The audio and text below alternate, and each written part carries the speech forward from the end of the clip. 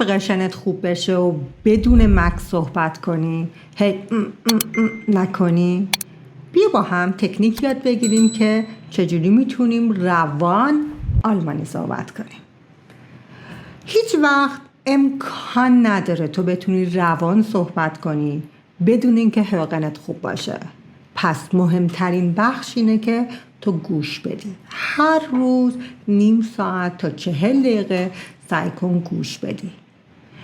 بتونی مغزت با اون صدای آلمانی و اون اینتونیشن عادت کنه، با اون ریتم عادت کنه.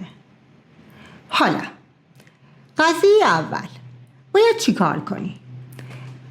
حقن رو پخش کن، تیکه تیکه سر جمله پاوز کن و سعی کن بنویسی. حوصله سربر خیلی، ولی جواب میده. پس این کار رو بکن. حداقل روزی نیم ساعت این کار رو انجام بده. تکنیک دوم، شادوینگ داشته باش. یعنی چی؟ یعنی این که بذار پخش بشه وایس، سر جمله استاپ کن، خودت تکرار کن. دوباره اون جمله پخش بشه، خودت تکرار کن. قضیه سوم، تکنیک 4 3 2. ببینیم تکنیک چیه. یه دونه حقن رو پخش کن و گوش بده. حالا سعی کن اونو تو 4 دقیقه برای خودت سامرایز کنی، برای خودت خلاصش رو بیای بگی. بعد از اون قضیه صداتو ضبط کردی، حالا این دفعه تو 3 دقیقه اون داستان رو بیا بگو.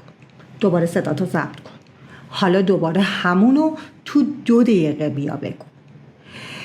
بعد از 1 ماه بهت قول میدم به معنای مطلق تفاوت صحبت کردن آلمانی تو ببینیم.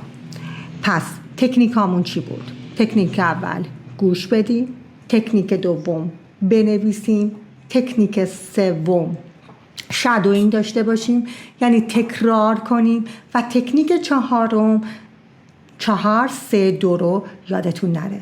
بعد از 1 مدت اینو بلبل تو سپرشن میتونی داشته باشی، میتونی با کارفرمای آلمانی صحبت کنی، میتونی در امتحانهای بتسوای و تستاف موفق بشی.